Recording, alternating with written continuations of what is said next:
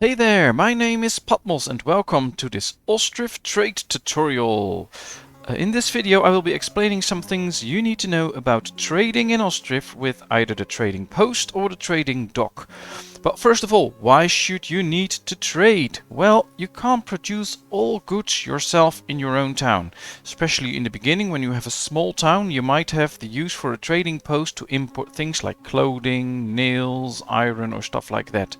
Now, I know if you plan things carefully and if you do it the right way, you might go a while without using a trading post, but there will be a certain time when you need to import some goods, and knowing how to do that and the way you have to set that up is always good. And some goods you can't even produce yourself. For instance, if you want to grow beyond 300 people, you need to have a tavern. And for the tavern to run efficiently, you need alcohol. And there's no way yet in this game to produce your own alcohol, so you will need to trade for it. Same goes for iron. There's no way yet to produce your own iron. Well, you can produce your own iron with iron ore and some charcoal, but you can't get iron ore out of the ground yet. So we'll have to import either iron ore or the iron itself. So we desperately need this trading post after we've played 1 or 2 years. Here we see our trading post, and trading in Ostriv is quite simple. You can put stuff in your trading post that you are willing to trade out yourself, and as soon as a traveler stops by, and we can see that we have one here, you can see what it offers and you can just click it and buy stuff. Now I will include lists of all towns' availabilities in this video. We'll go over that soon. But first of all, let's just easily see how we can set things up to be stored in the trading post. If you want to store a good in the trading post, simply click the Add Resource button and then you find the resource that you want to add. So in this case we'll just do something like potatoes. Now you can see that it's still set to 0, so nothing will be added. But let's say we have 2000 potatoes to spare and I want to sell them at a certain point. Simply add 2000, hit the enter button and it's done.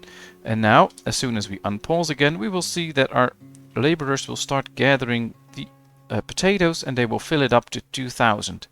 Now keep in mind that right now, as soon as we sell some, they will keep filling it up again towards 2000. So if you want to make this a one-time deal, just hit the temporary stock button and it will only temporary stock this. And temporary doesn't mean that after a few hours they will remove it again. They will fill this up to 2000 once, and once it's sold, they will remove it and they won't restock it again. If you unclick that one, then they will keep restocking it up towards the number that you've put in. So each time you sell a certain amount of potatoes, they will refill the stock until it reaches 2000. We can also buy certain goods from local producers. Stuff like cabbage, for instance, people can grow in their own gardens. Then you can hit the buy from the local producers. Then they will go around to the different houses with a garden where they have some cabbage and they will buy it, put it in here, and we are able to sell it. I did the same with honey. This is of course a very cheap option because you can set the amount of money that you pay the villagers for their produce, and if you set that to really low and we can sell it for a good price, it is actually quite an efficient way to make some money. Now of course if you want to remove a certain trade good, just hit the little red X and you can remove stuff. If you remove a trade good that's already in there, eventually they will start moving this out. You'll have to make sure, of course, that you have some warehouse space or you have an industry that's using this, and then they will slowly get it out and remove that resource. Right now they're still busy to bringing in the potatoes. As soon as they're brought in, it will be moved out again. So these are some of the basics of the trading posts. Now let's get over the different towns and the different products they buy and sell.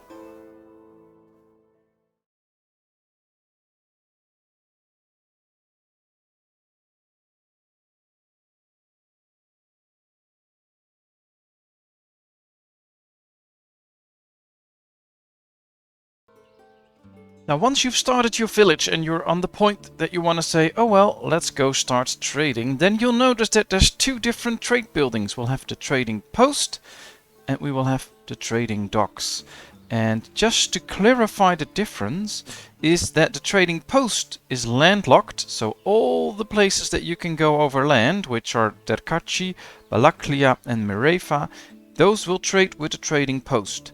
There's 2 villages, Paniotin and Barvin Cove that you will have to go to by boat, and for that you will use the trading dock. Now I can tell you that the trading dock usually doesn't give you that much options for buying, but it gives you a lot of options for selling goods. As we can see right here, the messenger from Paniotin is here. They don't sell that much, but they will buy in good numbers. So if you want to export some stuff, use the trading docks.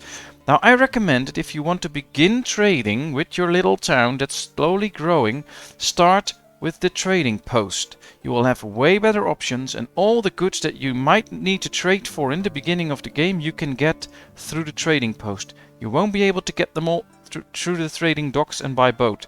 So start off with the trading post, and later on when you need it, for instance if you need alcohol for the tavern, then start working on the trading post and trade with the water towns. But first of all, get the trading post. Let's talk a little bit about why you should be stocking your trading post. Once we click the trading post, we can see that I've already put in some charcoal, honey and flour. So what happens when you trade? Well, if we trade with a landlocked nation, a city, for instance we trade with Balaklia, as soon as we activate a trade, a traveler will come from that town towards your town, go to your trading post, load up the goods in his cart, and then he will return back. The moment he stocks his goods and leaves, that's the moment where you get paid. You don't get paid up in front. If you don't stock up on goods and the trader arrives a bit early and the 4 people working in here did not have the time to collect all the goods, you won't collect all your money. So by having everything present in the trading post that you want to sell, all they'll have to do as soon as the cart arrives is get it from the little storage in here into the cart, which is always fairly quickly. After that, when there's no traders around, they will start to restock all the goods. That way you can efficiently trade, it goes really fast, and you never miss out on any money. If, for instance, you are selling out 2,000 potatoes without them having stocked in here, it might well be that there's a little walk they'll have to do from the farm or from the storage towards the trading dock, and by the time the cart is here, they'll just bring in like 400 potatoes. Then the cart will leave and you will only get paid for 400.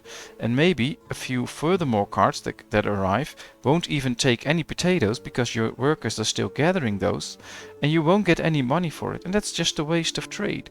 So make sure that you stock up first, then do the trading to really make all the money that you can on it. When you are working some active trades, you're going to have stuff in your trading post, and one of the things that's often overlooked is how much goods you can store in here. If we go to the resource supply, we can see that we can house 25,000 goods into the storage capacity of the trading post, and already we used more than half of that. So it can be very wise to put some warehouses next to your trading post. I have a few right here that I'm not really using at this point, but I will use them later. So when you do active trading and you have a lot of stuff in here that you sell, but you're also buying some stuff, make sure that it's emptied out quickly. So now you can see that I have iron in here and it's not being emptied out. So apparently there's no storage space in town available to put this in. Now this is only a little amount, but if you are buying like 2,000 potatoes, you're buying flax, you're buying other goods, and you also have stuff in here that you are trying to sell, you might just run out of storage capacity, and that's not good. So build a few warehouses around your trading post to stock all the goods that you buy, so that you only have stuff in here that you try to sell. That's always present, and that's the best way to go with that. When it comes to trading, you might think, well, maybe I can buy some raw materials, make something new out of it, and then turn it into a profit by trading it again. Well, with most goods in this game that's not going to work. I'm just going to pick out one and show you how that goes. Let's go to a messenger from Derkachi and see what iron ore will cost. A single piece of iron ore will cost us 5 cents. Alright, how much do we need to actually turn iron ore into iron? We can read that right here. We can see that we need 5 units of charcoal, which we can produce for free. And we need 5 units of iron ore to produce 1 single unit of iron. So basically that means that we need 5 pieces of iron, so 25 cents, and some effort from our own with our charcoal to turn this into iron ore, or into a bar of iron. But for how much can we buy iron? We can buy iron for less than half that price. And the selling price for iron isn't that good either. I don't think we have somewhere to sell iron, no.